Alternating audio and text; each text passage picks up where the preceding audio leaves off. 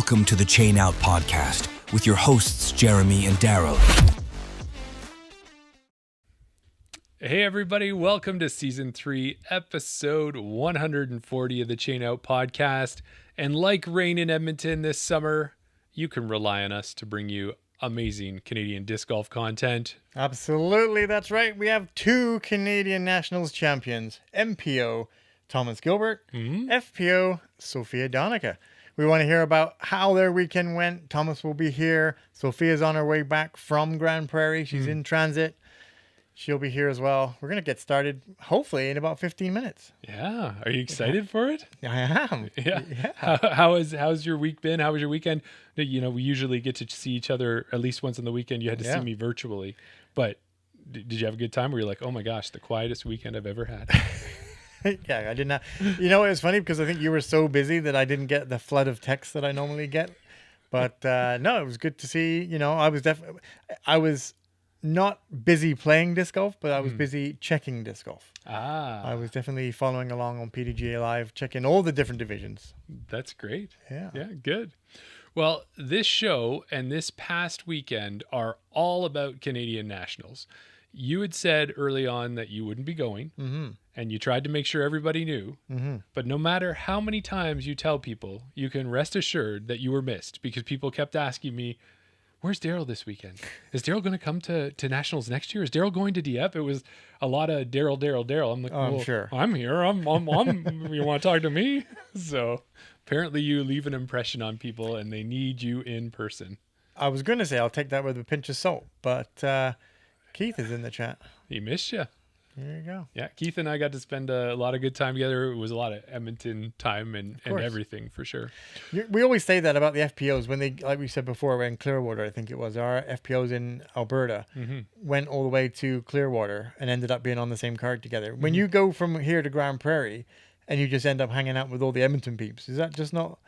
Well, I think it is, but it's not. And I know there's camaraderie. Yeah, and in the fact too that the division, like we had 37 in MA40, so normally it's not the same 3 guys or 4 guys playing together, so you'll go all the way up there and not play together, so it's exciting if you do get a chance.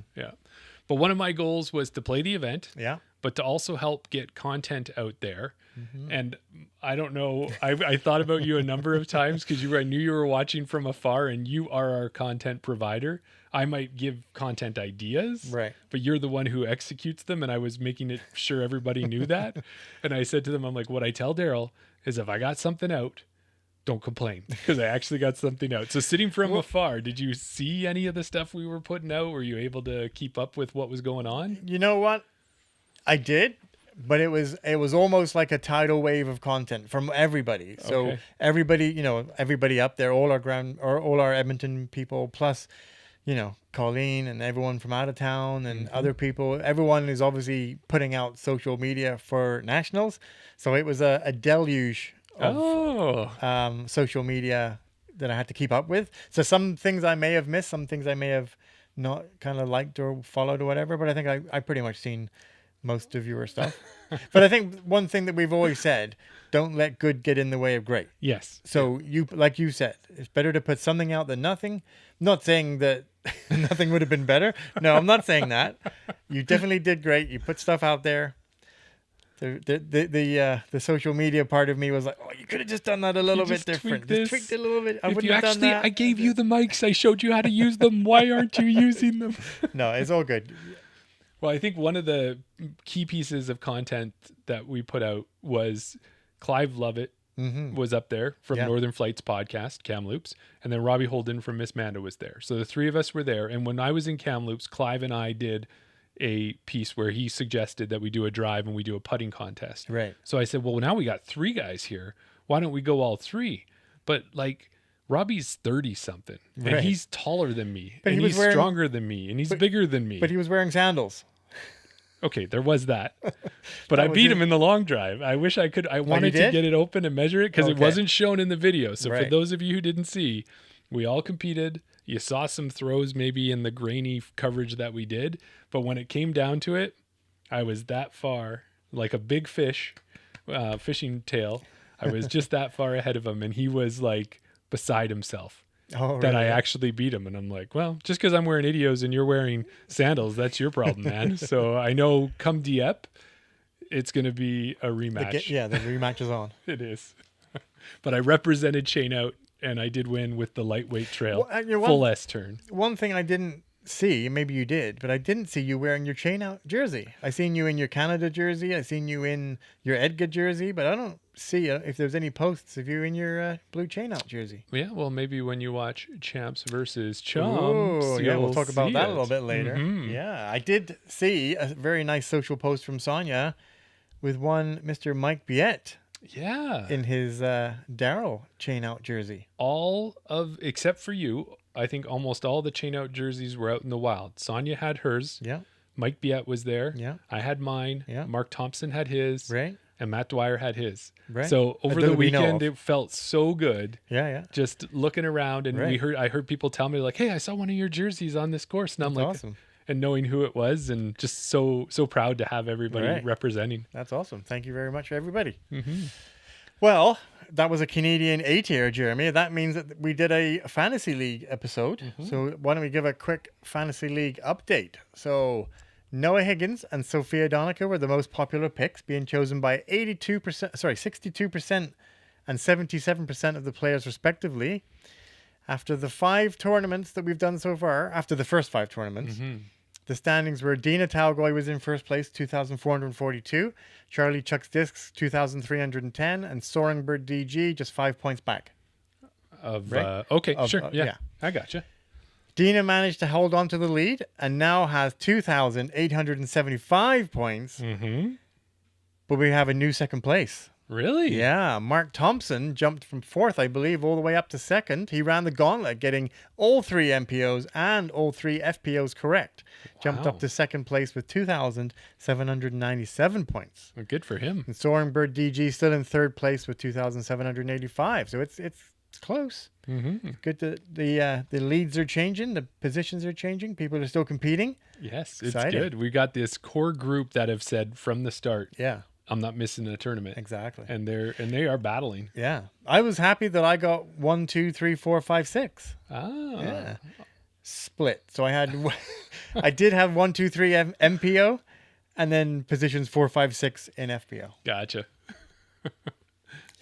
Yeah. Oh, well, should I talk about how we did? I guess maybe. Yeah. How are we doing? Are we, because we're not 1, 2, or 3. We just found that out. No, well, exactly. No, we're a little bit further down there. You are in 6th place, but no, oh, you were in 6th place. Mm-hmm. Yeah, maybe I should read better. That's right. Chain Out Darryl has taken 6th place with 2,362 points.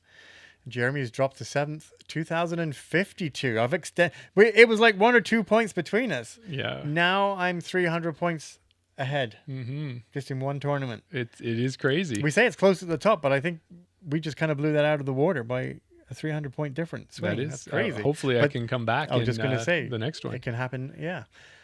So, yeah, I don't know if it means that I'm going to be running away with it now, because like we just said, anything can happen, right? Yeah. Is Team Shambles getting back into full form? It's like a late season push.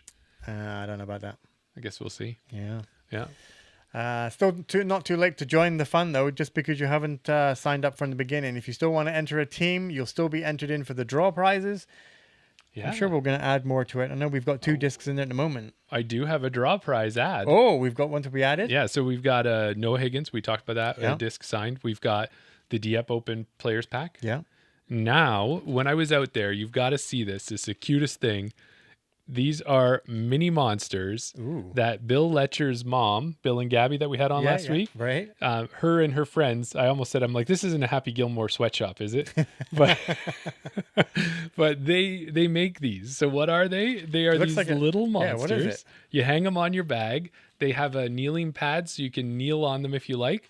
But their mouths open up. Oh, that's awesome. And you can put your minis in there, and they'll hold like 2-3 minis.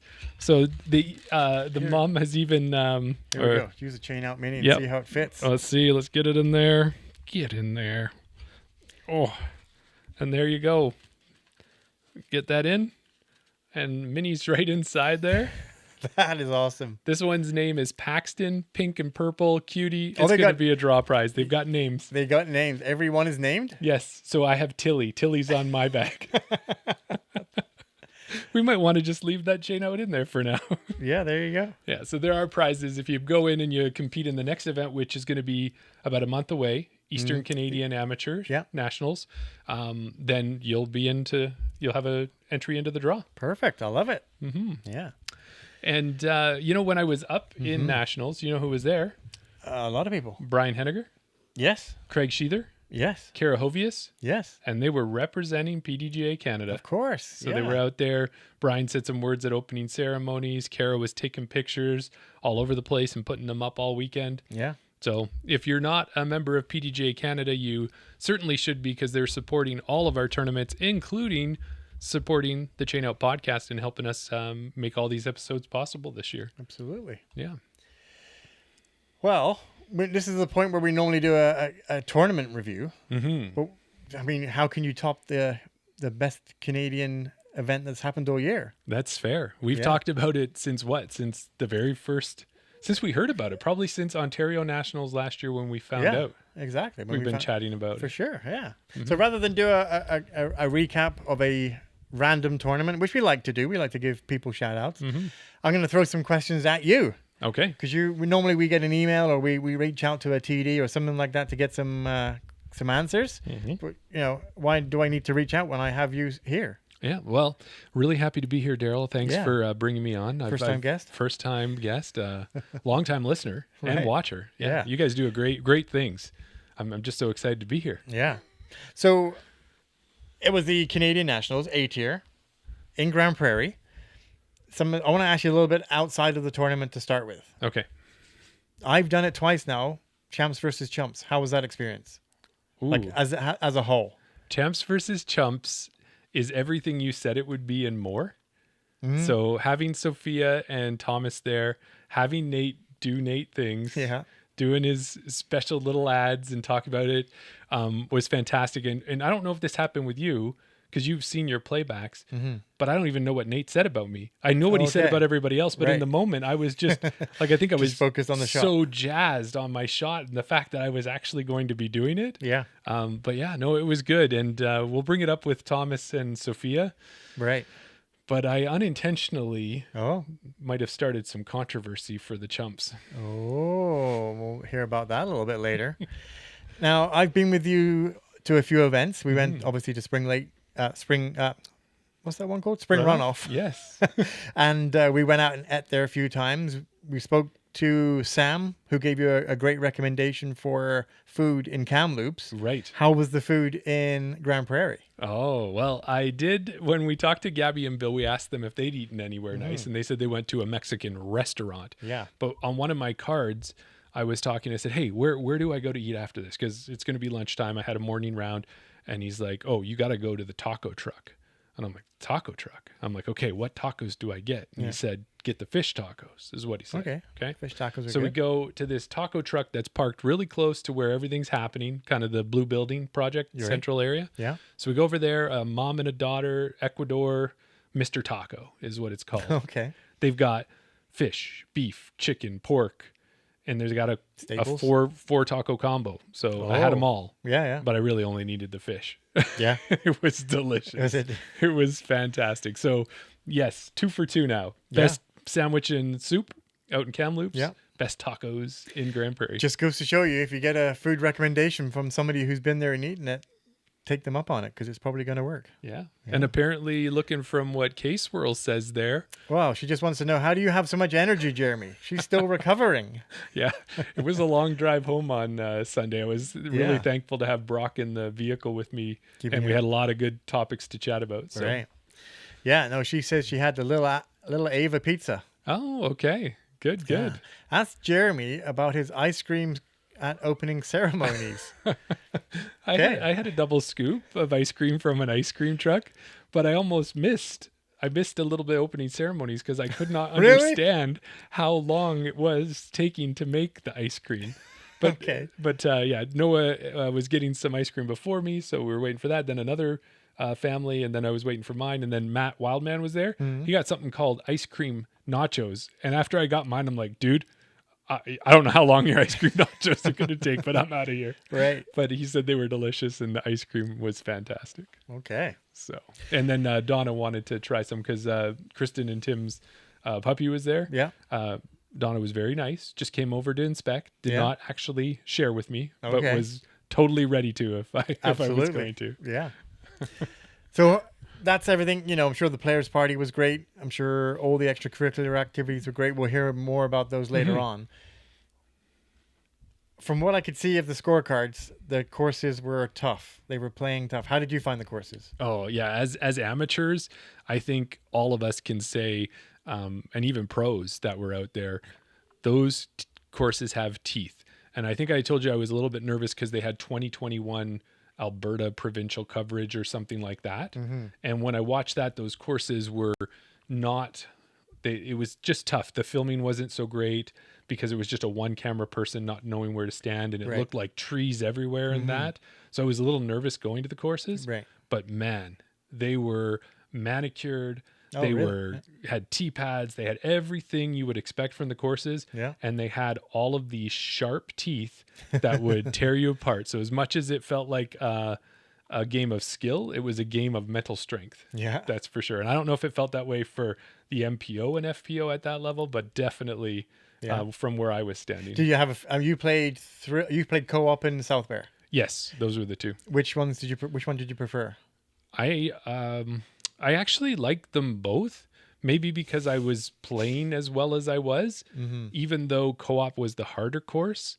I think I had a better taste in my mouth because I played better at it. Right. So that it would. Did you get a chance to play Thrill Hill? No, there just was not the time for me with everything that was going on over the weekend. It felt like we were going from moment to moment to moment and then get home and get back to the Airbnb. And we would watch as a group we were watching Pop Culture Jeopardy and seeing if we could even get one answer on the board and then I'd go to bed.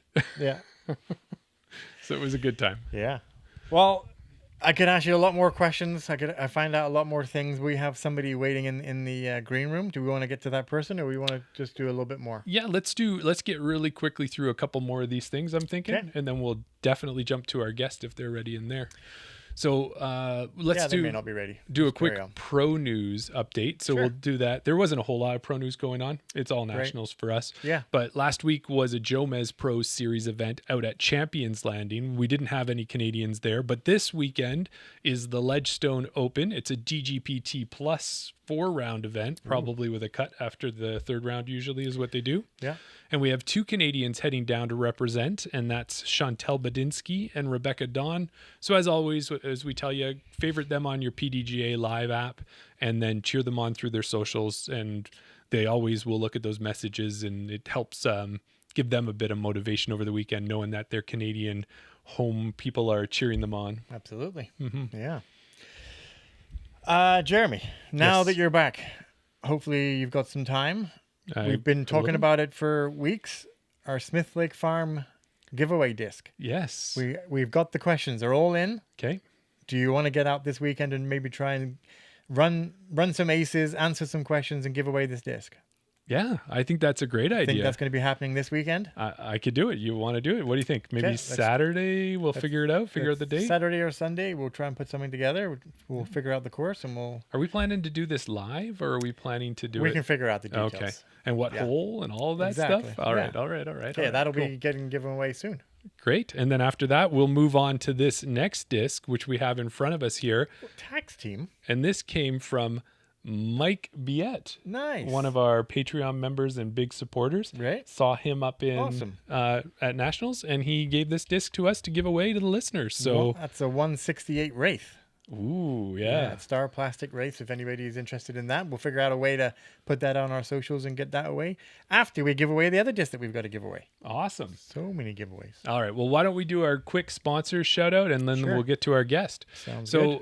Chain Out Podcast is sponsored by two amazing stores this year. We're sponsored by BR Disc Golf and Disc Republic. On the BR Disc Golf side, I want to do a quick shout out to all the BR ambassadors who were at Nationals. We had Terry Hong, who finished 9th in FPO. Jana Olson, she finished 2nd in FA50. Will Granger was out there. He was 9th in MA1. Mark Thompson finished tied 12th in MA2. Jordan Udenarden 42nd in MA1. And then me. I finished tied for 20th in MA40. So congratulations to everybody. Yeah, exactly. We love our BR ambassadors and being part of that team. And also Brendan is looking for volunteers as they're going to be putting in the high level Alberta course here, which is down in the Calgary Okotoks area. So if you want to volunteer and help put a course in and then maybe be the first ones to get a chance to play some of the holes, reach out to him through email at BR Disc Golf or on his Instagram or Facebook, and he could use your help starting tomorrow and all weekend long. Awesome. Yeah. And then on the Disc Republic side, Daryl, what do you know about a diamond? The pressure makes them. Yes. What about a diamond disc? They're a great beginner disc, 8-speed, understable. And what happens? You kind of, as you start to get good, you kind of overpower that disc. Exactly. But you love that disc and you wish all discs would fly like it. Right. In the early days. That's what you hope. Well, Disc Republic's got you covered with a Latitude 64 Amber, which is now available. It's like a diamond. It's got the same feel. Okay. But more distance, 11.6 minus 3.2. And last I checked on the website, he had 5 left. And guess where the weights were? Max weights. 159 grams, 160 grams. So nice and lightweight. Nice and lightweight. Yeah, probably a lot like my Fission Trail, but from what I understand, maybe even better. Yeah. Well, imagine what I could do in a distance competition with that one. My goodness. I just want to just jump in. Did you say high level or high river? High river. Do not go up to high level. Please don't go 8 hours up to high level. It's in high river. And it's not high prairie either. There's a high prairie in Alberta too. Oh, is there? So, yeah. Okay. So, high river. High river. To volunteer. Yeah. And don't go down to the Fort Saskatchewan. That's not the high river either that we're talking about. But either way, when you are shopping at either website, use the code CHAINOUT as checkout. CHAINOUT at checkout. That's it. Got it? Yeah. I got it. It's a promo code that will help support us, and we'd really appreciate it. Don't forget, stay tuned after the episode. Head over to our Patreon, get a free link to join us for Around the Basket if you want to chat more nationals, because I'm sure you've got more to say. Mm-hmm. Yeah? Yeah, I'll talk about whatever you want to hear about later on. Cool. Ask us some questions or ask you some questions.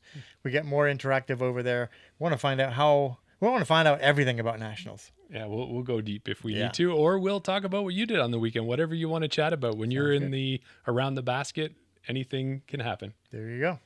Well, we've got one guest in the green room. Ready? We do. All right.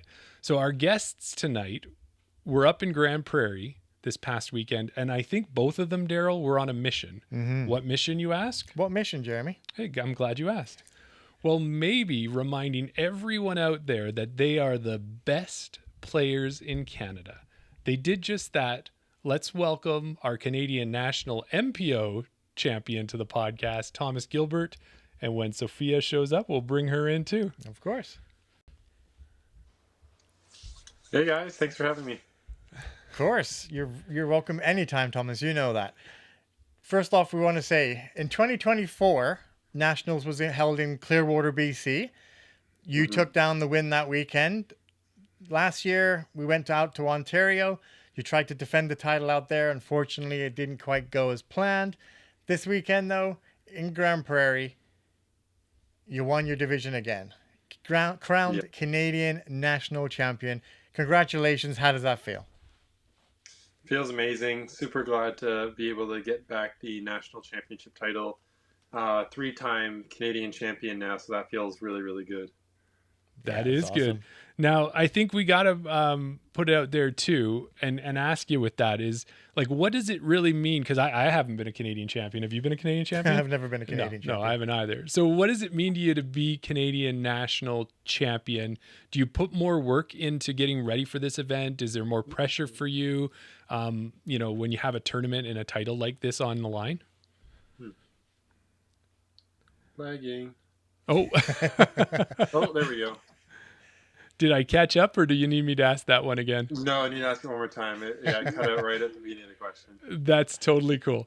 I was saying what does it mean to you to be a Canadian Nationals champion, and the fact, like, do you put in more work or do you put more pressure on yourself when there's a tournament with this type of title on the line?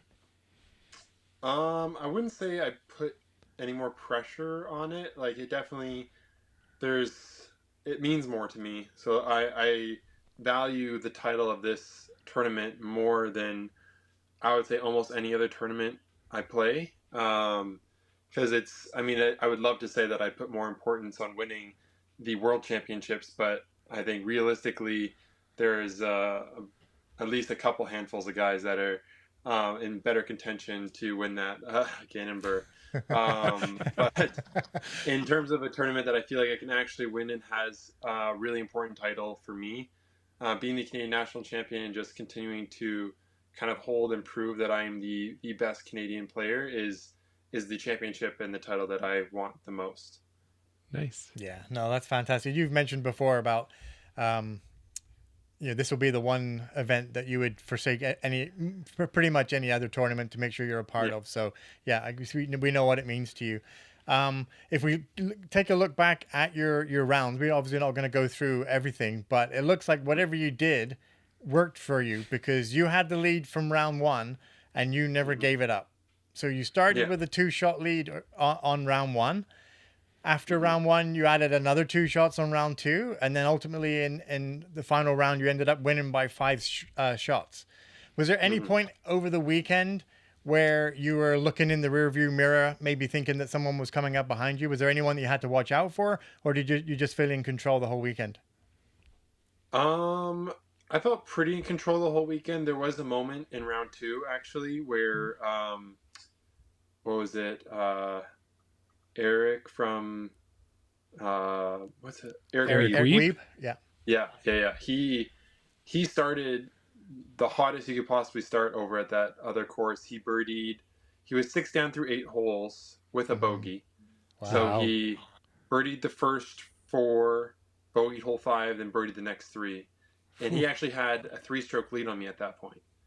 So I was like, whoa, okay, I got to try to bring it together and catch back up to this guy. And I did that. I got a couple really nice bonus birdies and where he got pars. Then, unfortunately, I don't know, the round kind of just fell apart for him at that back half. I think he was 6 under on the front 9 and then 5 over on the back 9. So that kind of really took all the momentum that he had away and really made it more comfortable for me. But I would say there was a moment in the final round, and anybody who was out there spectating would probably know the shot, where I was like, okay, that just sealed the deal. That won me the tournament. It was on hole 8. It's a par 4 through a gap and then up the hill. I kind of shanked my drive a little bit into the trees on the left and was just buried deep in the bushes. But I had this little window in the high left corner of my shot, and I threw like almost patent pending like Anheuser with my Flippy Destroyer, but I had to throw it at like 50% power just because I was up here like in my arm swing. Right. So I just threw that with good angle and it flexed out and was 10 feet from the basket. And I think there's the moments like that in a tournament where like you just executed a shot like at such a high level that you just know that you kind of got it locked down. Mm-hmm. But then also in a way mentally on my competitors, it affects them because they're like, oh, Tom's shanked it into the woods. He's probably getting a par at best. And then boom, right in their face, put it 10 feet away for birdie. And actually, I think the closest out of all of our cards up shots. Wow. And so that just that mental, I was like, okay, yeah, like I won at that point. That's okay. Awesome. Yeah, no. And that's a moment. And we kind of wanted to chat a little bit about your thoughts on the courses. And while we're at it, why don't we start with South Bear? That was the course you played on the third day. And I think if now tell me if you heard it the same way I did, Thomas, but it's going to be called the Dog Holiday, or is it the Dock Holiday? Okay. I thought, because they said, I thought Dylan said, a dog. Yes. So Dylan Bressie said that someone has given a bunch of money to have the course named after their dog. $10,000, I think around there. I think is what they was. Yeah. So $10,000 to name after their dog, and that's the reason why I thought it was Dog Holiday. Yeah. But yes, so sure. this was the course you played. For Champs versus Chumps, which we'll get to, but you also played it on the third day. What did you think about that course overall? Oh, I thought it was a super, super fun course. Like, it would be actually the course out of the two that I would probably enjoy playing like a league round at. more so than the co-op course. But I think it is a little bit too easy for like nationals level competition. I think it's a great course. Like the TCO does that. They play 2 rounds at Rose Hill, and then they play the one over at MacArthur Island. Yeah, MacArthur. So it kind of felt like that in a way, where it's like, okay, hard course, and then sprint, and see how much you can shoot. But I think because of my distance as well, and the probably, I would say, lack of OB, I felt really comfortable on that course, just like throwing freely, and I was shooting, like 12 to 15 under in practices, and honestly thought that 18 under was in the cards because there's 4 holes that I can eagle out there, which I managed to get 2 of in the final round. And so I really enjoyed that course, but I think it was a bit easy for, at least out of the 2 courses. Yeah. Well, you know what I'd say is... Did you eagle those holes? I did not. Oh, I okay. did not. But I'll say to you, Thomas, and we've got a number of listeners in the chat there that were at the event over the weekend. Of course, we don't have your power. But you talking earlier there about what you did on hole 8, that would have been a backbreaker for sure to anybody on your card, because that was a very hard hole, Daryl. Like, so this hole went uphill. You had this window, and you had a long, straight climbing shot that had to get out of there to get to the fairway, to then go up the hill again with a few trees, nothing crazy in the way, and then putting on an uphill, right? Like, it was just a uphill climb the whole way. Like, you were panting when you got up there. Yeah. So for him to do that was amazing. Yeah. But then also for you, like you said, I didn't realize you had 4 eagle opportunities there, but you pretty much broke the 2 holes that you got eagles on, because everybody else is following a bit of a gap for them. So let's talk about hole 1. So if do I have that here, Daryl? Yeah. Or you got that? Do you want to hit that one? You go for I want to talk about 17. Okay, so I'll talk about hole 1. Yeah. So hole 1, 510 feet. It's a blind shot with a sloping green, and you went over the trees. How do you even know where to land the disc? Like, where did you know where to start? Like, how many times did you practice it? Well, that was the shot I threw every single round.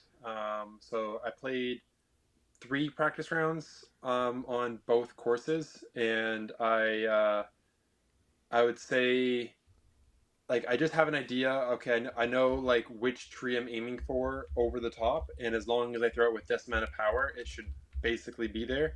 And actually, the very first throw on the hole was my closest drive. I put it like 20 feet away, and never made it that close again until I put about just inside circle, probably like 28, 29 feet in the final round, and was able to make that putt for the eagle. Okay. That's crazy. Wow. Yeah.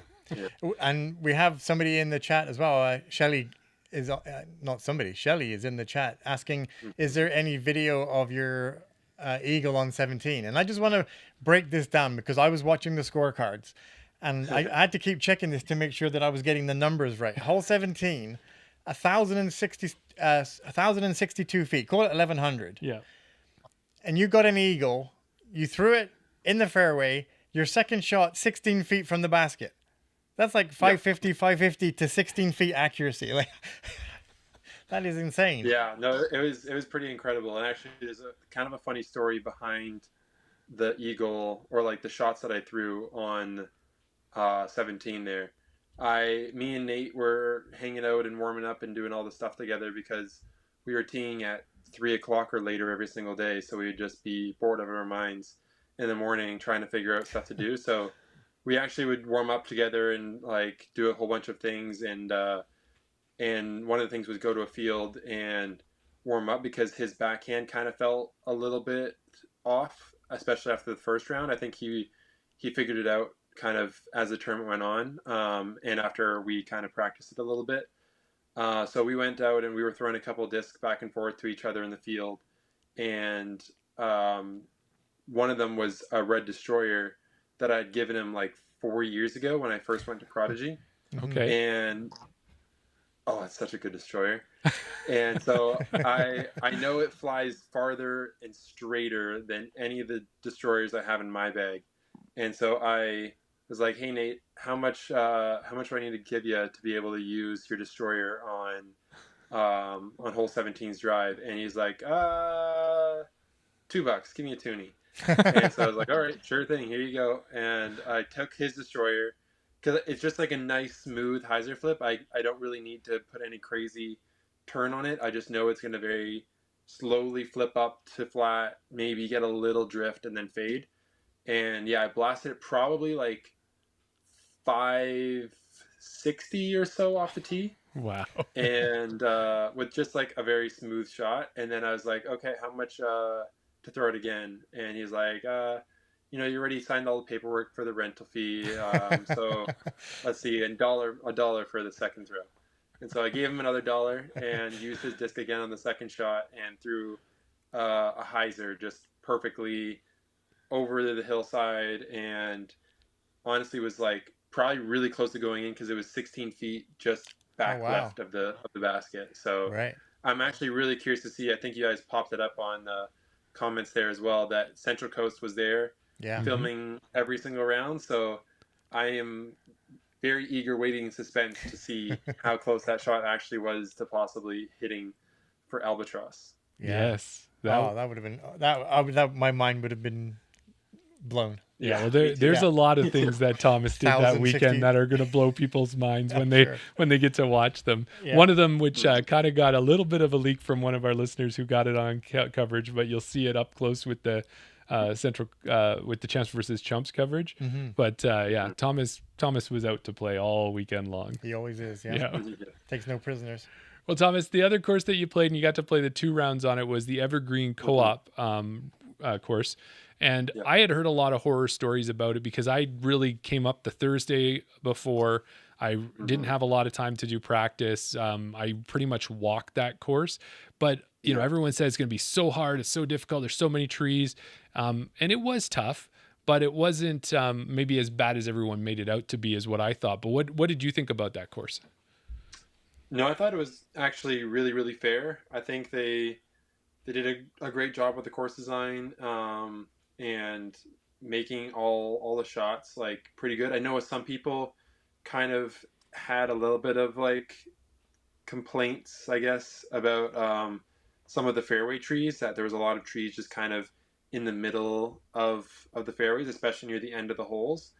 But to be honest, I think they were completely fair because a lot of them were on par 4s, where I think getting distance off the tee is kind of paramount. Like they were complaining that their bad tee shots didn't have a gap to get up to the basket. And in my opinion, like hole 1, hole 2, kind of like the par 5, hole 3, are all kind of like that, in the sense that like if you're far back, the gaps are really, really hard. But for me on day 1, when we played there, I had jump putt approaches and even runs at Eagle on that hole because I threw my drive so far up there that the gap basically didn't exist anymore.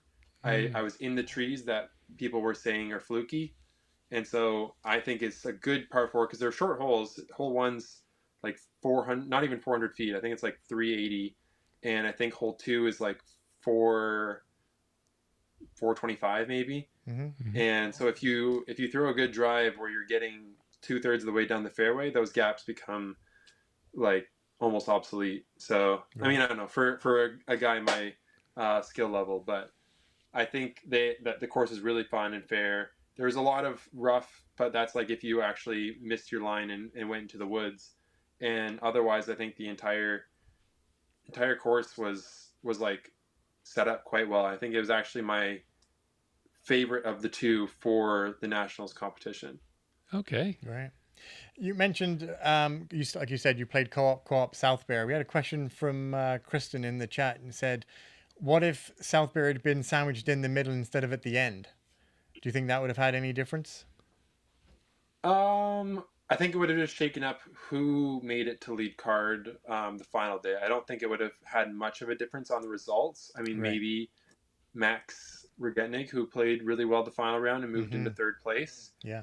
Maybe he would have had some more momentum if he had jumped on the lead card round 2 and then could like play a little more up to his potential in the final round. I think just kind of the day 1 being super windy as well, kind of ate people's lunch on co-op, and then even then you can't really make crazy adjustments because the weather conditions were so crazy different. And I actually struggled with that too. I played worse in the better conditions the second day. And so I think it definitely would have shaken things up, but I think overall people would have played pretty similarly. Right. Gotcha. Yeah. Well, then, I was going to say one more thing about the co-op course there too, was I had a chance to speak to one of the tournament directors, Dylan Bressy, there before my round. And he had said one of the nice things they liked about starting us on hole 4, we didn't start on hole 1. We played 4 all the way through to 18, then 1, 2, 3, was the way that set it up is you had 6 difficult treed holes followed by 9 more open shots. And just when you started to feel good about yourself, they gave you 2 of 3 difficult holes to finish it off. So I think that as well, in my opinion, Thomas, was a good way to do it because it really did that. That was the way my round went. I finished with 2 double bogeys and a birdie after, getting 5 birdies throughout the round and being, I think it was +3 going into those last 3 holes and finished +6 as a result. So I think it was a good way to set up made you a little sad at the end, but it was a good way to do it. You were mentioning there about maybe having the courses switch would have switched up the cards. If we look at the cards, round 1 you played with Noah, Nate, and Sam McCollman. On round 2, Eric Weeb, Samuel Easty, an American, and Justin Zimmer, which I'm sure you've played with before. And then obviously final round, a local Brody Bumstead and Kieran Atkinson. Out of those people that you've played with, is there anybody new that you haven't played with before? And how did you feel like your card mates were? I hadn't played with Sam or Brody before. Brody I played a practice round with, actually. Okay. The first day that I played South Bear was with him and one of his buddies. And then I played with Kieran at BC Open before. But I hadn't played with the American. I think I've only played with Eric maybe one other time, actually. Okay. So it was pretty cool to, I think I played with Eric actually at the 24 Nationals in Clearwater. Right. Okay. For at least the final round. I don't remember if he was on the card round 2 or not. But yeah, no, it was fun getting to play with a couple of new people, especially the Grande Prairie locals. Like it was cool to see their games and actually hang out with them a little bit outside of the tournament as well. Yeah. I had an amazing host, Hansa or John Killian, and stayed out there with his family for the week, and they had a big dinner gathering with a bunch of the locals and pros that were playing the event, and I got to play spike ball with Brody and Sam and their buddies, and cornhole, all those kind of fun things. So it was cool to get to know some of the Grande Prairie locals pretty well too throughout the week. That's nice. Awesome. Yeah. Well, and you got another chance, as Daryl was saying, all the people you competed with, but you got Nate on your card round 1 and round 3. And what I wanted to ask you is that you and Nate are now good friends. You rib each other, you talk about who's got the most national champions, all of that stuff. Yeah. When you're on a card together, does the dynamic change? Are you just having a good time and having fun, or does it get into serious mode? Like, what do you do when that happens? Yeah, well, actually, I don't know, and not to kind of bring up bad memories for Nate, or I guess a bad memory, but he kind of fell out of it almost immediately at the beginning of the tournament. And we joked about it, but he was 5 back of me after the first 3 holes. Okay. And yeah, because I went birdie, birdie, birdie. He went par, bogey, double. Par, double. Par, double. That's right. Yeah. Sorry. Yeah. Me 3 under to his 2 over. Yeah. And it honestly, that kind of made it in a way feel like it wasn't really a terrible battle. So it didn't feel like the tension of being close and between rounds being oh, we're good buddies, but I'm gonna get you tomorrow. and so I was genuinely just able to root for him to play well round 2 and as well push him to play well round 3. I think that made it a lot more fun. Like, it wasn't ever so intense that like I'm like, I don't want to talk to you. You're my competition. So no, it was good. And it was also really fun hanging out with Nate for the week and working on different shots and strategies with him throughout the tournament as well. I'm glad it was able to kind of be more laid back like that instead of just laser focused on beating each other throughout the entire event. Oh, for sure. That's good to hear. When we were out at Smith Lake Farm, I don't know if I told you I've been out there and I've met Thomas and Nate and all that before. One of the things that Nate kind of mentioned is that before he plays any tournament, he has his go-to people, but if he can't find anyone, he's scrambling to find someone to play catch with. Yeah. When I was this catch guy every day. Yeah, when he was explaining it, I was thinking that maybe it was like an aviar or a rhino, not a red destroyer that they're throwing back and forth. Yeah, exactly. I guess there's different levels to that. Speaking of Smith Lake Farm, it's usually Nate's dart for sure, but in terms of just he wanted some like good full power backhands because that was kind of what was feeling a little bit off. His short backhand still felt pretty solid, but it was more those like full power, ripping a mid-range or a fairway down one of these tunnels out at co-op course. And he really wanted to get that feeling of like giving a full power rip. So that was why we upgraded to the like mid-ranges and drivers. Right. Just as a side question put on here. Foam gloves or something? Or? Yeah. I go to Smith Lake Farm to learn. I go out there, I get lessons and tutorials and all that from the best pros in the game. For you, and like you're mentioning there for Nate saying that his backhand is off, when you're out in the field and you're doing that, are you watching him? Are you form critiquing him saying, oh, I can see you're releasing late, your foot's not right? Like, are you giving him that sort of, or is he able to self-identify where he's doing it? So me and Nate have kind of actually shared the same problem over the last couple of years. It's just a mental, uncommitted early release on the backhand, typically. Most of the time it's an early release on the backhand or over compensating and turning into a grip lock on the opposite side. So it's just purely a mental thing of like getting the timing and the flow of like the mechanics of the backhand. Right. It's really easy when you're just kind of throwing for fun and casually and you're just loose and feeling good. But when you're in a pressure situation, it's like, okay, if I don't hit this gap, I'm kicking into the woods and it's probably a bogey or worse. Right. That mental toughness really puts a lot of pressure on you in the tournament.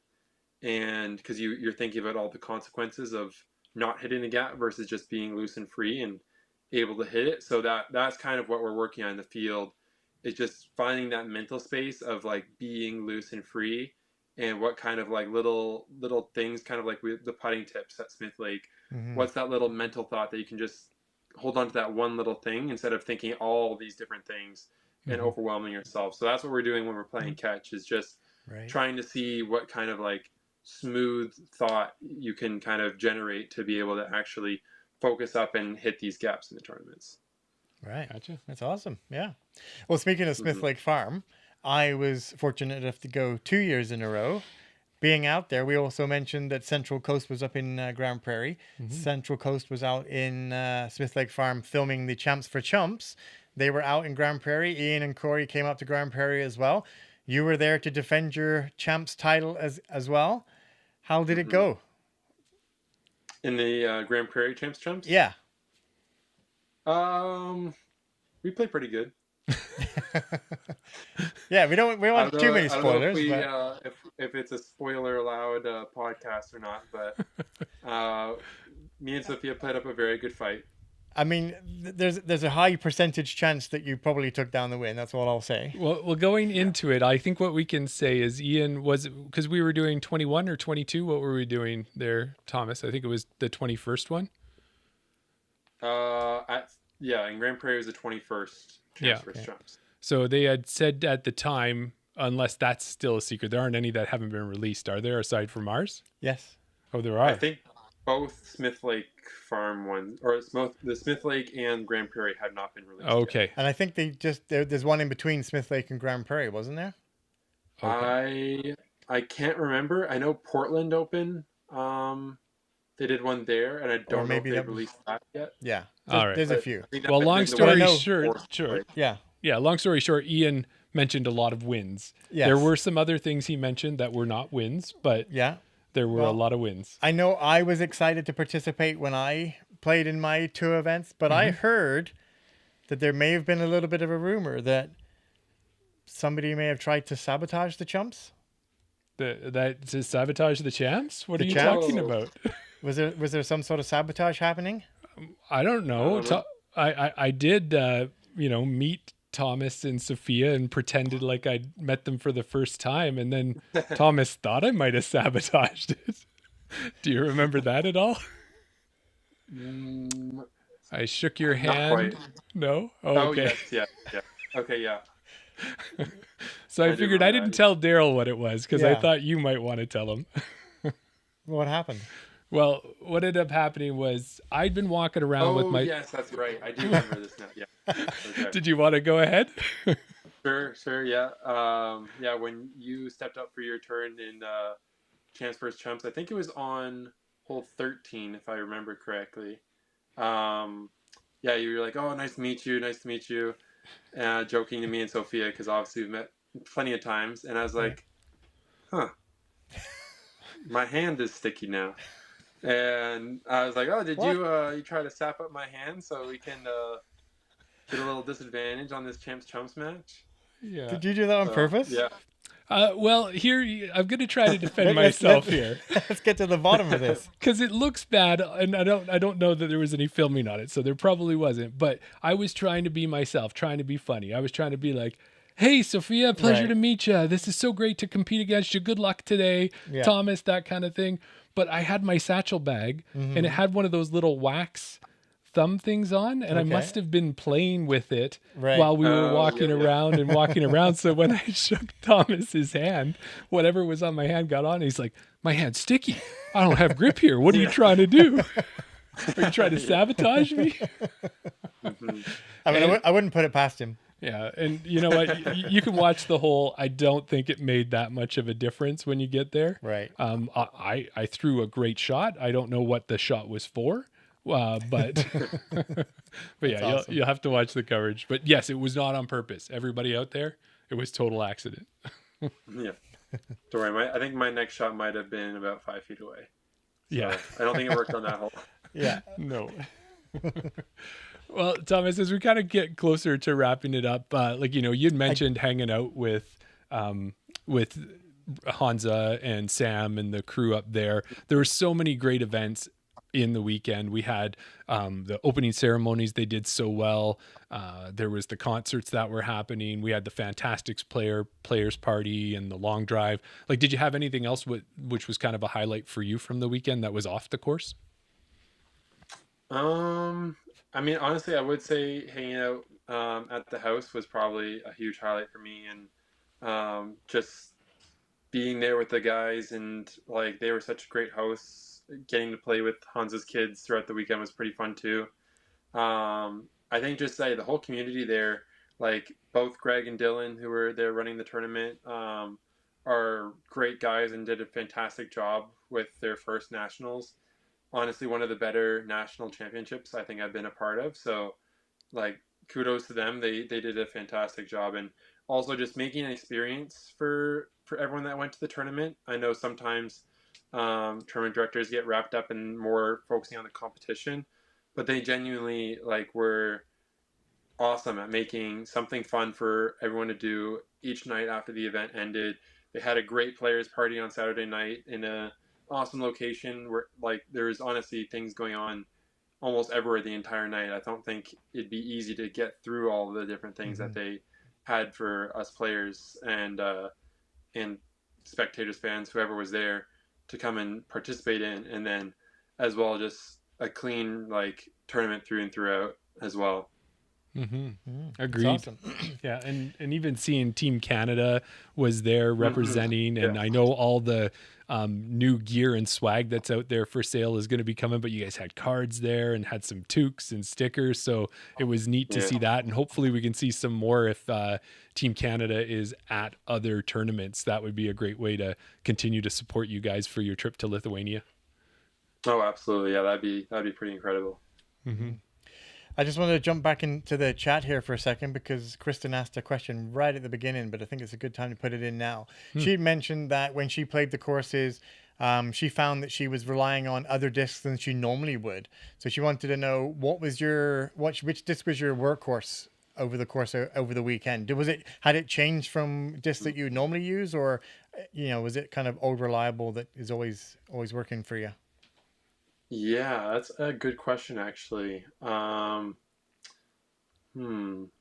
would say at the co-op course, it was probably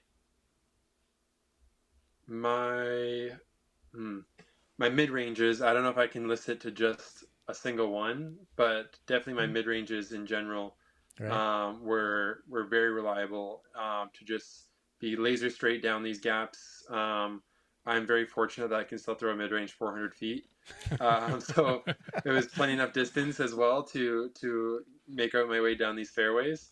But that was crucial. I would say maybe like the MD1 and the Crux. I would say like I leaned on both of those kind of equally. The MD1 for just kind of that laser straight to slight flip shot, and then the Crux for like a little flex shot or hyzer like fade shot.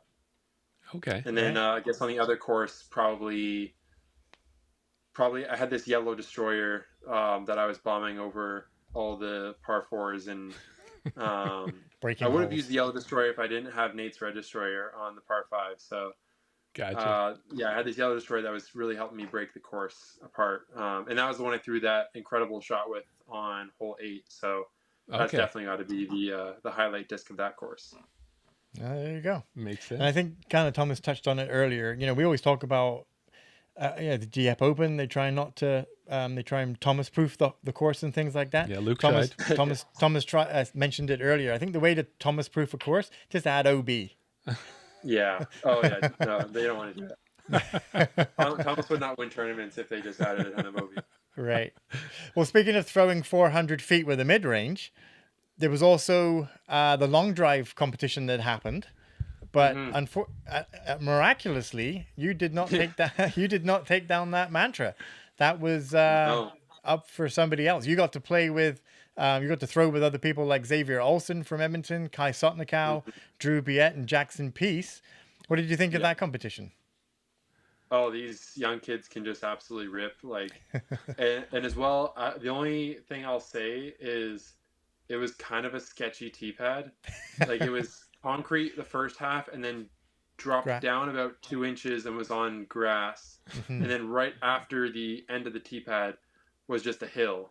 Right. So honestly, I was kind of afraid to give it more than like 85-90% of effort because I had a national championship to win the next day, so I wasn't gonna break an ankle trying to throw like a full 360 or anything like that. But genuinely those kids, like, they were fearless. They were ripping at 100% every single time. And yeah, Jackson absolutely caught the right angle and everything, and he threw it 592 to just absolutely crush it and beat me by I think a good couple, like 10-15 feet or so. So like hats off to Jackson. It was actually an inside joke from Chance vs. Chumps because he was chosen for hole 17 and ripped a bunch of drives on that hole too. And I was like, dude, this kid throws so far, he's definitely got 600 in him. He's like, no, not 600. I can't throw 600. And I was like, oh yeah, you can. And then that was the joke at the distance contest because he in the qualifiers was ripping like all these shots like 585, 590, 587, and he's like, see, what do I tell you? No 600s. And so that was kind of the running joke throughout the night. But he is absolute ripper, and all those guys are. I think if any of them caught a good angle, they're probably throwing over 600. Yeah. It was amazing to watch. It was. I seen the tee pad. Yeah. I'm with you. It looked a bit sketchy. Yeah, and I've seen you throw before, Thomas, but to see in the distance competition being right beside there at your takeoff point as opposed to watching it from 30 feet back or something. Just the sound of those discs coming out of your guys' hands, and then just seeing how far they fly. And we think we get an S curve. They get like these full flight S curves that are so amazing. But it was good to watch. I don't want to. I know we've spoken about it enough, and I don't want to keep drilling on about it. But at Smith Lake Farm, when they're demonstrating the backhands and things like that, it's good to see them call the shots. Yes, they're like, if you want to flip something up, and then they go and it does what they want it to do. And then if I want this one to drift to the left, and they throw it, and it does, and exactly the same. You're 15 feet away from where they're teeing off, so I know what you're saying. Absolutely. Yep. Well, Thomas, next event for you will be the team doubles event at the Preserve, where you're going to be paired up with was that a... Yes. Well, yes. I'm on the wait list for a B tier in Ontario. Not this weekend, but next weekend. But so that's like, if I get off the wait list, I'll play that next. But yes, the Preserve doubles, I am definitely playing the week. Okay. Yeah. And you're paired up with Chris Clemens for, let me get this correct, Team Lemonada? Yes. Yeah. Yes. We might, there's a couple names that are in the air, but I think, I kind of want to change it to Team Clemenada, because just Canada, Clemenada makes more sense than Lemonada. Yeah. Right. So at least add the C if we're going to use Clemenada. I would, yeah. Yeah, for sure. Yeah. So I'll change that if not, but then there's a couple other names that we're trying to brainstorm if Clemenada doesn't stick. Gotcha. Okay. Yeah. How do you feel about that event? How do you feel like your chances? I know you've got a good relationship with Chris. How do you feel like you've got? I think we have 0%. Calvin Heinberg and Gannenberg are likely to dominate. I feel like you're absolutely right on that. All right. So with that being said, are you and Chris, you're like, hey, we'll just practice on our own. We'll meet up and we'll play. Like, you're not going to work to make any real practice time together, or are you going to try to get together? Oh, for sure. Yeah. I'll still be there probably Monday before the tournament. So have 4 practice days to kind of, and we play a lot of our practice rounds together actually on tour. Usually him, Andrew Presnell, and a few others, like we'll join that group. And that's like, probably almost half my practice rounds are with them on tour. Okay. So we all know each other's games extremely well. And so I know, and also I believe Chris Clemens has the 3rd lowest OB rate on tour. So that's kind of the strategy there as well, is that he's going to play the safe shot, like kind of guarantee the birdies. And then I go crazy trying to go for eagles. Nice. So I like the strategy there behind that, and kind of have one guy that can go 100% like all firing. Yeah. And one person that's just like, all right, I'm gonna always be in good position, is I think a really good doubles team. So I think we'll do well in the tournament. I just don't think we're gonna make up the like 60-point rating difference between Calvin and Gannon together versus me and him together. Yeah, fair. And if I'm not mistaken, Chris is a lefty as well, right? Yes, Chris is a lefty as well, so that should be pretty cool too, having a righty-lefty combo. Yeah, absolutely. Mm-hmm. I don't think you guys should sell yourselves short. I think you're if you channel it, everybody has a great day. Much. It's a little like Jim Carrey. So you're telling me there's a chance. For sure. We like to be positive on this show. We do. Well, we want to say thanks for joining us tonight, Thomas. We know we really appreciate you taking the time out of your schedule to come in and visit us here. Before we let you go, the floor is yours. If there's anyone you want to shout out or anything you want to say, now is your chance. I might do a little quick show and tell real quick, because I'm in my room right now, and I have 2022, 2024, and now 2026 there you go. Nationals trophies. So pretty cool there, and I can kind of see all the of my room. So 3 Foxwoods there in a row, and those are kind of and things like that, and then of course all the discs. Wow, that's awesome. We've never gotten that. Pick it's obviously like trying to say one of your children is better than the other. Is there one trophy that stands out to you? I mean, obviously your Canadian nationals ones are probably going to be the best, but is there other one other has a better meaning or a different meaning or something that's a bit more personal to you? Kind of honestly, I like the Dieppe one quite a bit. I think the Dieppe trophy is pretty cool. Yeah. I actually think the here. Oh yeah, with the Great Lakes. The Great Lakes. I think that's pretty cool. Here, yes, is Garrett Gerthy and Corey Ellis and all those amazing players, which honestly is probably one of my more impressive wins to date, just because I averaged like 10:55 or something like that weekend to beat out those guys. So yeah, that one's a pretty cool trophy and memory as well. Yeah, it's awesome. Well, that's awesome. And the other thing that I noticed there, Thomas, when you were showing those 3 trophies is I don't think it was planned, but there's a wooden theme going on with the Canadian Nationals trophies there. Yeah, guess so. Yeah. And let's hope too, is I know it seems like you're going for even years, but Dieppe is next year. I think you can put an odd year in there too. Hey? Yeah, I hope so. Spencer Young actually pointed out a kind of funny and slightly annoying like pattern as well. I can't seem to win nationals in Ontario. Oh. Thunder Bay and Peterborough are the 2 nationals that slipped away from me those last 6 years or so. Okay. So maybe the fact that it's not in Ontario for the next 2 years is a good sign. Yeah. there you go. Well, with the way your game's going, that's a good sign too, because it looked really great this weekend. So awesome, Thomas. Thanks for the tour and for giving us your time as always. We really appreciate that. Oh, of course. Yeah. Thanks again for having me on. You bet. Awesome. Okay, we'll see you shortly. We'll see you sometime soon. All right. Thanks, guys. Awesome. Thanks, Thomas. See ya. Yeah. Well, Daryl. Yeah.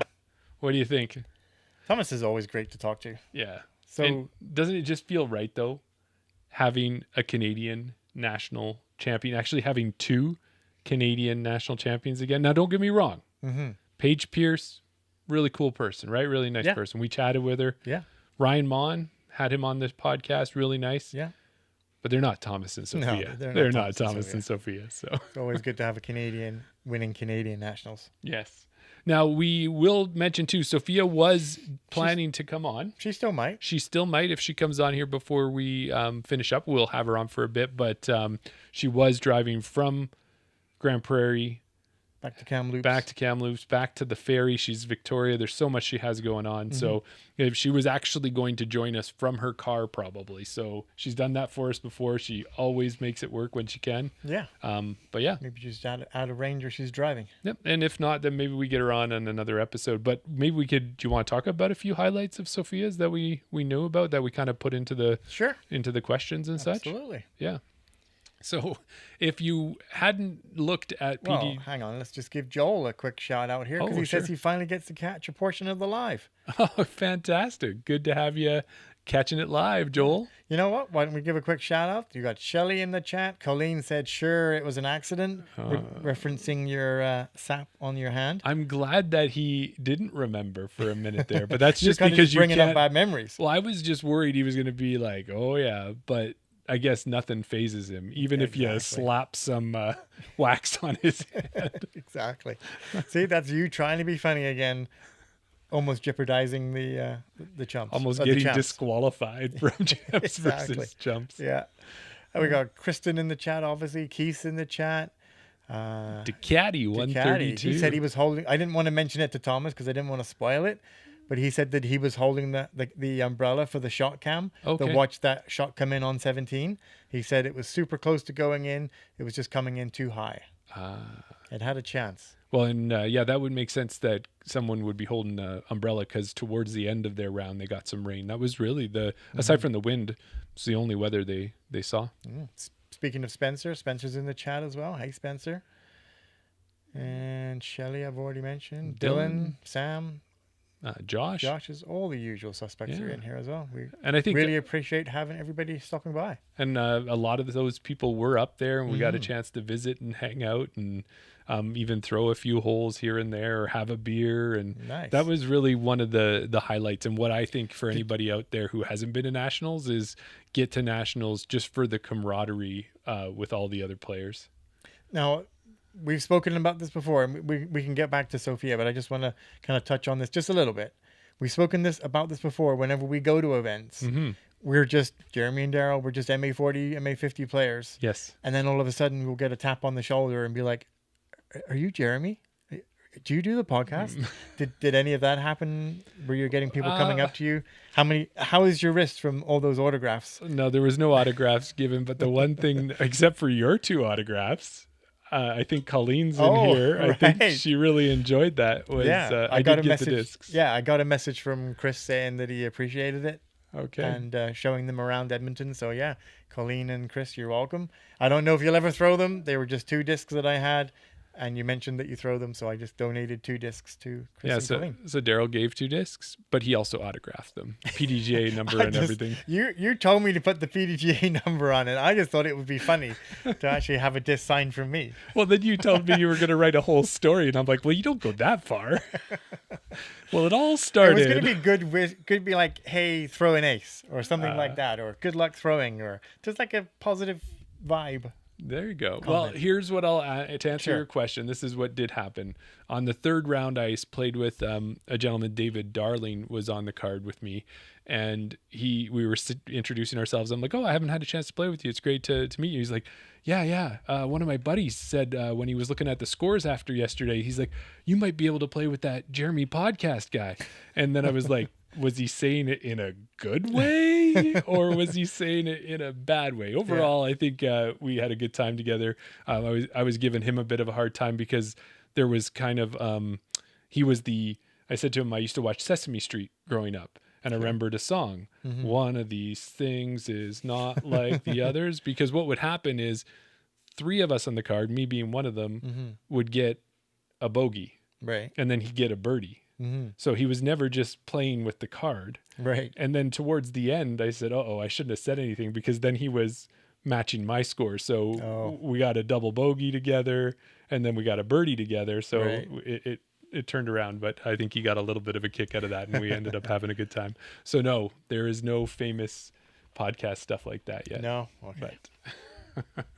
But if we looked at what Sofia did, she had a big weekend. She took a big lead in round 1, same like as Thomas. 7-stroke led from type the beginning, thing. right? Sort of thing. And added to that lead and added to it. Colleen was right there at 2nd place, battling away as well. But it was just Sofia's weekend, and I wanted to ask her if there was something about her game that she really felt was clicking.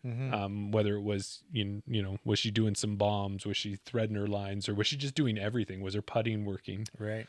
And we talked about South Bear. Colleen in the chat, yeah. So if Colleen can add anything if she'd like to, but at South Bear there was a hole over 300 feet. Think of a straight tunnel, 15 feet wide or so. Right. Maybe 20, with trees all along it, a little opening on the side, but trees in the middle. And then on the other side, those trees continue straight. So it's like you're trying to go straight through this gap, but you've got trees that are intermixed. Right. Apparently, she got an eagle on that hole. It was a par 4. Holy crap.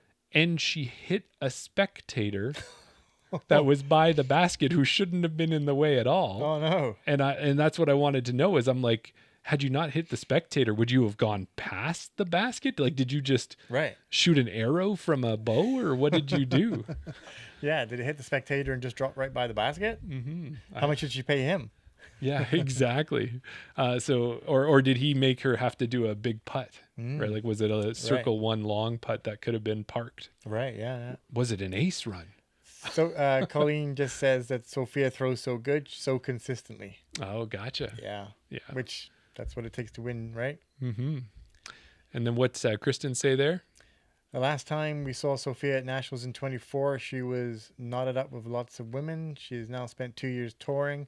So I think she's just sort of evolved into the next level elite. Okay. Yeah, and we've mentioned that when we do our fantasy picks and all that, when we're picking our different players for our teams, one of my go-to things is how many events do they play and what level of competition are they playing. So somebody like Kieran Atkinson, a relatively young Canadian MPO player, may not be playing a lot of tournaments, but when you see that he goes down onto the Pro Tour and he might finish 84th or whatever, position, it's the level of competition that he's playing with down there that when he comes back up to Canada, not saying that we have any less competition, but it just getting that experience and playing with those on the Pro Tour and all the pressure and, that high level of competition with you has got to benefit your game. Yeah, definitely. And I know, Colleen coming out all the way from Ontario to really appreciate to compete in Alberta, and Chris Brown and a lot of the Ontario group. And I met some of the people from New Brunswick as well. Right. But like Colleen and Sofia on the lead card, and they got to play with some new players. So Zoe, our local Edmonton pro, got there. I think she was a little nervous from the camera, which, hey, you're on a national stage and you got the camera on you. But she went out. She was on Park Pro for She's Up First. Yeah, she was on that too. Maybe next level up. Yeah. But she ended up taking down the long drive competition, but I know the two of them got a chance to meet her. Annika Wiebe, we've talked about her. She's been playing FA1 and went down and played US Women's and then came up here playing FPO. She made it to lead card. Right. So that's Eric Wiebe's sister. Yeah. So awesome. There was a lot of good players, and it was cool because at one point there you had BC, Alberta, Ontario, and Manitoba all on the lead card together, right? So that's truly a nationals competition when that's your lead card. Yeah. So no, it was good. And the FPO side was just as exciting. And having Central Coast up there, not only to show us champs versus chumps, but to film both the FPO and the MPO. So back like in the days when Matt and Andre were able to go out there and do it for the Canadian Disc Golf Tour, we're going to have that level of coverage again for this event. And I think people are going to just love it. It's going to be amazing. I'm going to love it. Yeah. Colleen says everyone must watch the coverage to see how big her putt was. Okay. So I don't know if she's talking about that eagle on whichever hole was on hole 6, I think on it hole was 6. on South Bear. But yeah, I'm excited to watch the coverage. Yeah. Yeah, and there's there's some champs versus chumps. I don't want to spoil it, but it's good. And I don't know, like we were saying, like Thomas was saying that his chances of winning the preserve doubles was small. The chances that the chumps actually win an event, I think it's like if you were recording 21, it's probably 19-2 in favor of the champs. I guess you'll have to see. We will have to see, but it's that slim chance that the chumps may have won. I think there'll be a "what did he just do" moment when you watch my throw. I'll say that. I don't know how they covered it. That's pretty much every round. Every round I play with you, Jeremy.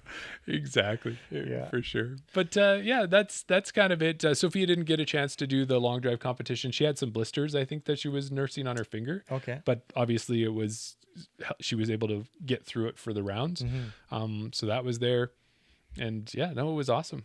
It really was just a great time. I did volunteer.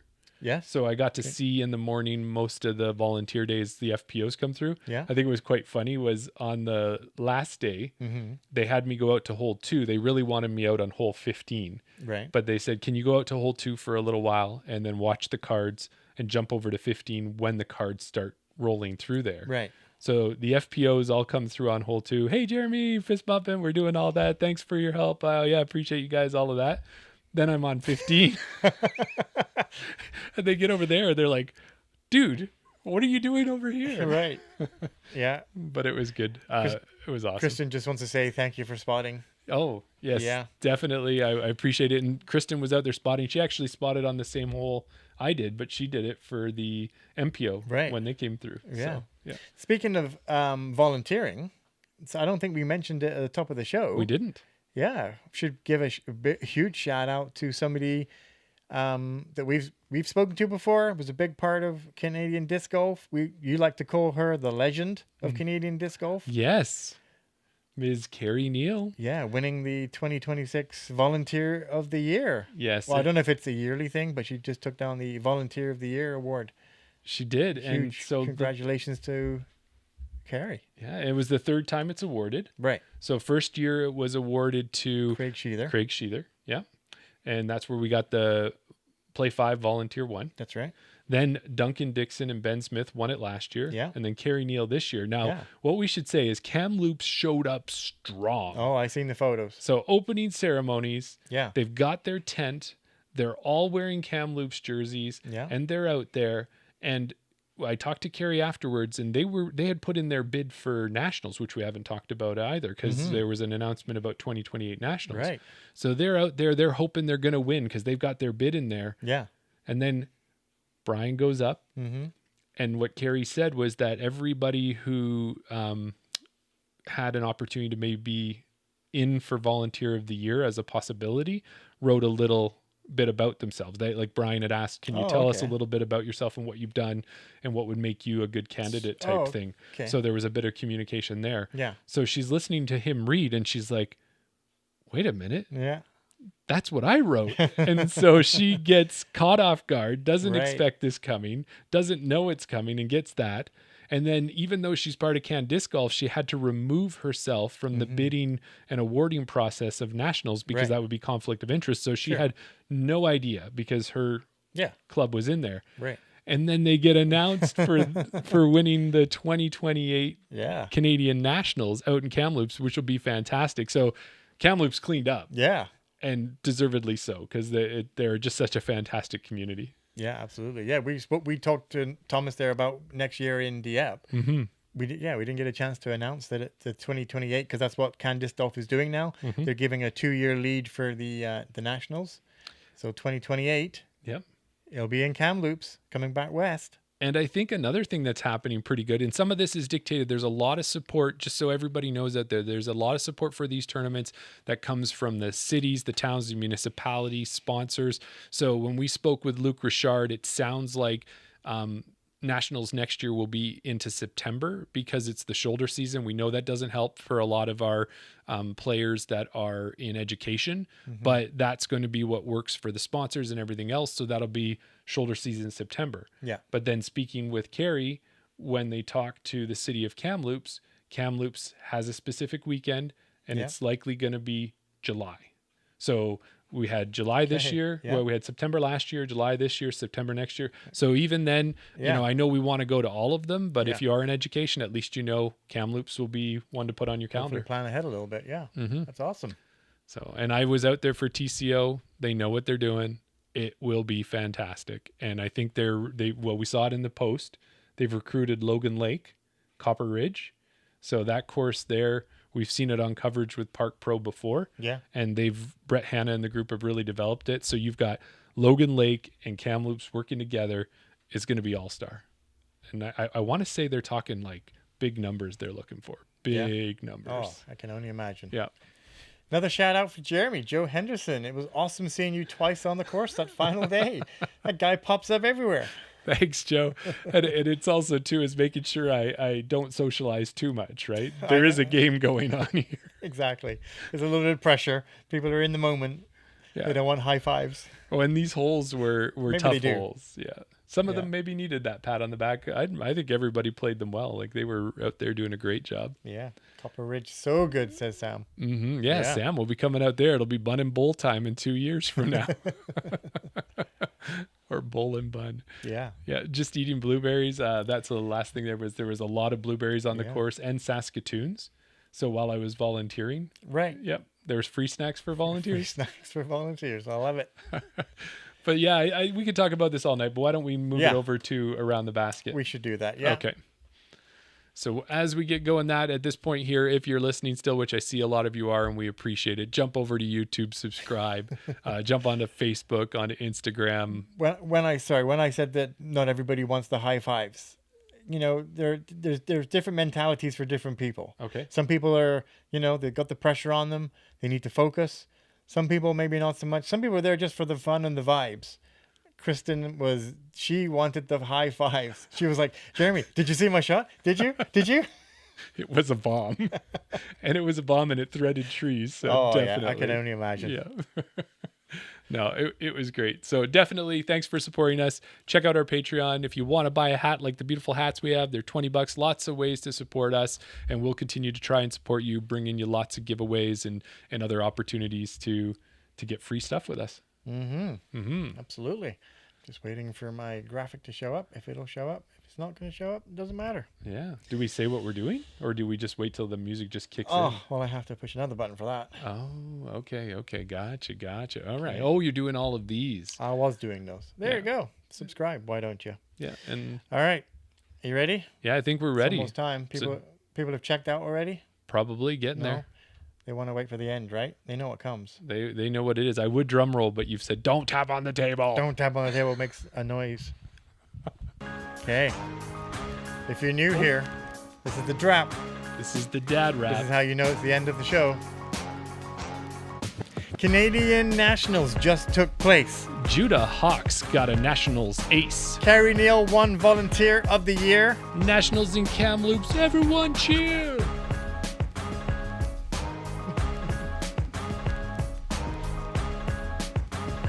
I don't know how you convinced me to do this. Thanks, Grande Prairie. What a great event. Love the weekend. Time well spent. What's up next? I just spaced out. Oh, yeah. See you next time. Chain out. I think that was pretty good. That was a good one. That was a good one. Good job, partner. Thanks, everybody.